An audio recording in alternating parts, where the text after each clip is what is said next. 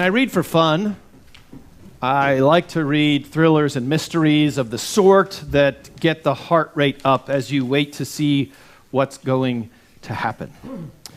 But the scariest thing I've read lately wasn't fiction.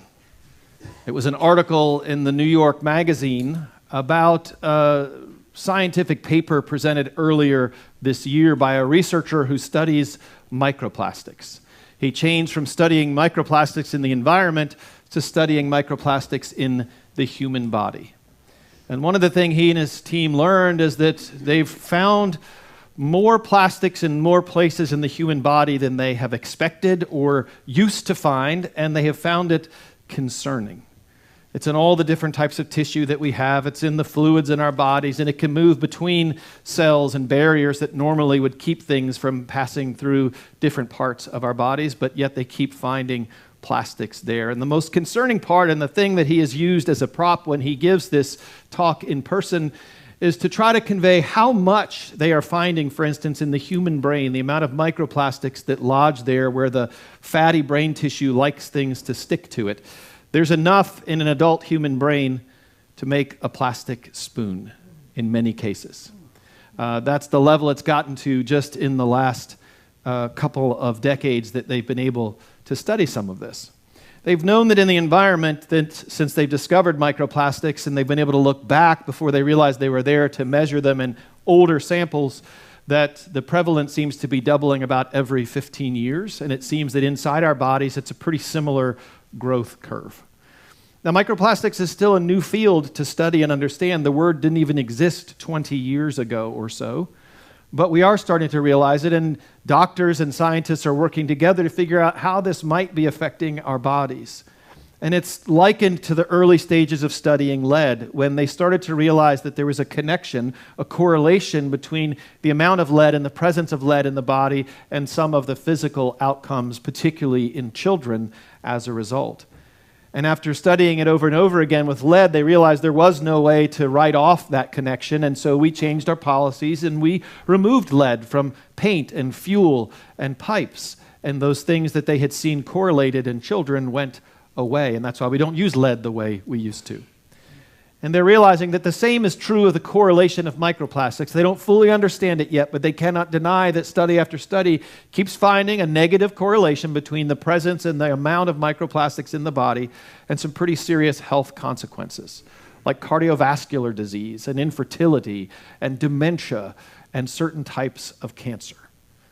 The presence of plastic itself, where it doesn't belong, causes the body to have a response to it that leads to inflammation and congestion.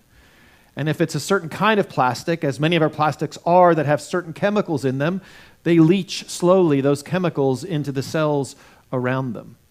And at the very least, it's concerning, because they're still trying to learn this, and they fully expect that in the years and decades to come, it will move from a correlational relationship to a causal relationship. But that's not the scary part. It gets better. Plastics are relatively new in human history. It's been less than a century since we've really been creating plastics and using them everywhere the way that we do now. You can't do anything without plastic anymore. These vestments are plastic. At the cellular level, this is a plastic fiber. And we use plastic all over the place. You can't get rid of it. We have 90% of all the plastic ever made over the last 100 years still on the earth because we don't recycle very much of it, and it doesn't go away. We know that various plastics are estimated to take hundreds to thousands of years to fully disintegrate. So we haven't really had a chance to see yet exactly what's going to happen with all these plastics, which is another way of saying we're on the leading edge of seeing them deteriorate and break down into our world and our bodies. And if we could find a way to snap our fingers and say, okay, we have great alternatives to plastic in all the places we're using plastic today, we're going to swap today all of our plastic out for other things, it will not stop the coming tsunami of microplastics as all those tons of plastic that are already in the world continue to break down into microscopic particles. Because researchers estimate that every food that we eat, everything that we drink, every breath that we take contains microplastics now. And there's not much we're going to do about it in the short term. Are you as happy as I was to learn that? Does it make you feel good to know that? I mean, it feels kind of hopeless. And I don't know what to do with that. In some ways, I wish I hadn't been reading these articles about microplastics, especially this most recent one. I don't like the idea that I have a plastic spoon in my head. And by the time I die, I might have the whole picnic set up there, growing and doing who knows what. I can't fix that. None of us can. We can't undo this as it exists in the world. We're just going to have to learn how to live with it and deal with it as best we can. But it also doesn't mean we do nothing where we say, oh, well, plastics are always going to be with us, so I guess we just don't do anything. No, everybody has an opportunity to make some decisions in their own life about how they use plastics and how they're a part of their life and what they buy and what they throw away and how often we have disposable things that really aren't disposable, as it turns out. And we have to start the process somewhere, so why not with us? So as happens in the preacher's brain, when you read an article like this, during the week of preparation for the season of Lent, certain connections start to be made, whether you want them to or not. And I could not avoid, as we were getting ready for Ash Wednesday and this first Sunday in Lent, thinking about how sin is an awful lot like these microplastics for me. I wish I could be naive and imagine that sin did not exist in my life or in the world, that I could ignore that it's there. In fact, I like to ignore that it's there. I think many of us do. But it is about as pervasive and as universal as the air we breathe and everything that we do and experience in this world.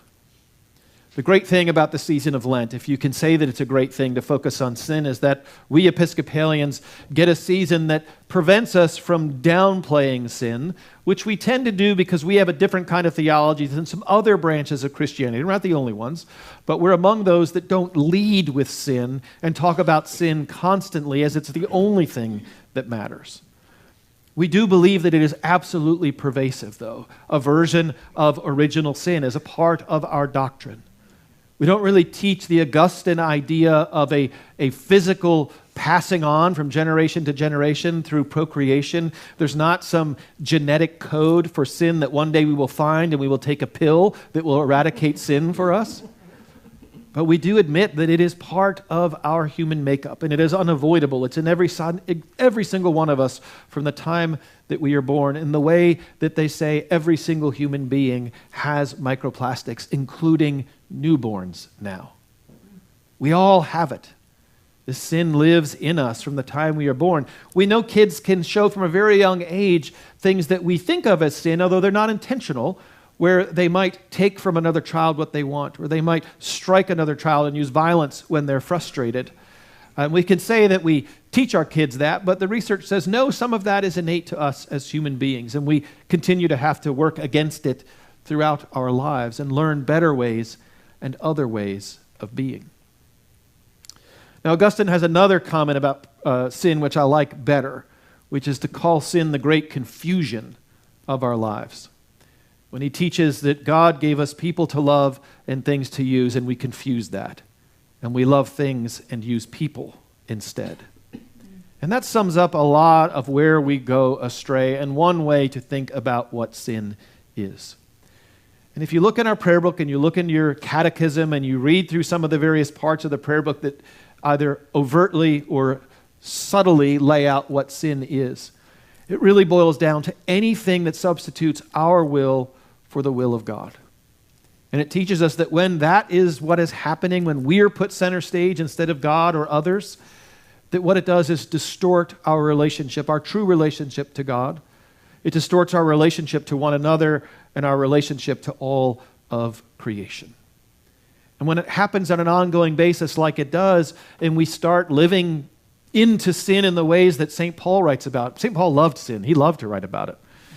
But he's not wrong when he says that it does things like rob us of the freedom that God intends for us. And that part of this whole endeavor of dealing with sin is so that we could get beyond sin and live a life that is fully alive now. But sin is fundamental to the makeup of the church and our theology, even if we don't live with it. If sin wasn't a thing, we wouldn't be here. If sin wasn't a problem in the world, Jesus never would have become incarnate and come into the world and show us how to live a different way of life and to find the way that leads to God along that journey. And we believe that the whole of Jesus' birth and life and ministry and death and resurrection does deal with sin in the cosmic sense once and for all. That's what we proclaim. But also helps us deal with it in the here and now, not just thinking about what happens when this life is over, but what we do every day to combat those forces within us and to live instead as the way that God would intend, to be a part of building the kingdom of God as God envisions it. Now, as we came through Ash Wednesday last week, many of us were in church or drove through the parking lot at St. Ignatius and got ashes placed on our forehead in the sign of a cross with the words, "You are dust, and to dust you shall return." A reminder of our mortality, our humanity, that we will all die at some point, and a reminder of our brokenness and how we fall short of the measure that God has for God's children. And we also teach, as Father Bill beautifully reminded us, that that dust connects us to the divine creative spirit as well. That God has created us all out of this amazing dirt from which all creation comes, that we share in common. And some of us liken that to words that are attributed to Carl Sagan and sung about by Joni Mitchell. If you know the phrase, "We are made of stardust." You're familiar with that phrase, some of you, I think. And it's the same idea, but from a different perspective, and one that astrophysicists have been able to prove and say is absolutely true. If you know Neil deGrasse Tyson, who is one of the most popular scientists of our era, he's talked about this very thing and how astrophysicists learned that, yes, the fundamental building blocks and elements of life were created inside that first star before it blew up and spread them around the cosmos so that the next generation of stars had the building blocks to form, and the planets had the building blocks to form, and the life on those planets had the building blocks from which they were created. And what we realize is that poetry and theology and science are all saying the same thing, that we are literally made of stardust, and we share that in common. And as Tyson says, the greatest gift astrophysicists have given the world, if we're paying attention, is the truth that we are made of stardust and that the universe is alive inside us. Which is not that different from our theology that says, yes, there's inherent sin in us from the time we're born, but there is also God-given gifts of grace and love and the beautiful spark of life from the very beginning. The church has come up with a phrase to put alongside original sin called original blessing. That God created us with great love and intention and called us good, and that we can't forget that either.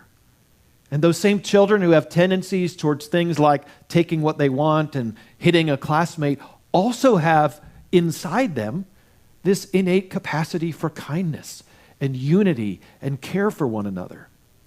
And we can debate nature versus nurture, but it's always going to be both at the same time. There's elements within inside us that get unlocked by our experiences, but it's all in there, and we can't deny or forget that it's there. This season of Lent, which we embark on today as we prepare to really appreciate and understand the gift of Easter morning and what is accomplished by Jesus' resurrection, is a time to spend a little bit of energy looking inside us to find what is there and to deal with the things that need healed or need to be let go of or offered to God, to find the things that we need to try to diminish and the things that we can build upon and grow, to decide which parts of ourselves we're going to feed. And it's not a pleasant process in some ways because many of us are hardwired from other Christian experiences or not really thinking about it fully to worry that if we focus on sin, that's all that we're going to see, and we're going to be like those traditions that start from the place of we are broken and we are wretches and we are worms and there's no good in us. And nobody likes the way that feels. I've shared with you before in sermons or in writing that the spiritual practice and the prayer I return to more and again, some weeks hundreds, some weeks thousands of times, is the recitation of the Jesus prayer. Lord Jesus Christ, Son of God, have mercy on me, a sinner. When I started using that prayer years ago, I took the option that was given by the place that I discovered it to say, well, some people say it without using the words a sinner on the end. And I was like, well, good, I'm not going to say that. I don't want to remind myself 100 times in a row that I'm a sinner. I don't believe that's my chief identity, so I'm not going to pray that part of the prayer. But I wasn't praying it for very long before I realized something was missing. And I thought, well, I'm going to pray the whole thing. And it wasn't that adding the words a sinner to every recitation of that prayer made me focus on that as my primary identity, but what it did do is help me understand the whole picture and the reason that my relationship to our Lord Jesus Christ is so important, because He has the key to unlock that part of my being and transform it into something else, to give me the gifts and the tools that I need to keep that in check and to find another way to be in the world. A way that does keep God in the center and tries to restore the distorted relationships I have with others and with God's creation and with God's self. And that's the part of learning that it's just part of who we are, and it's ubiquitous, and it's never going to go away entirely. If we have a great awareness in this Lenten season of our sinfulness and how we can work to overcome it, I guarantee that by the time we get to Lent next year, we're going to need to go right back and visit it all again and work on it some more, because that's just the way that it works. And that's just who we are.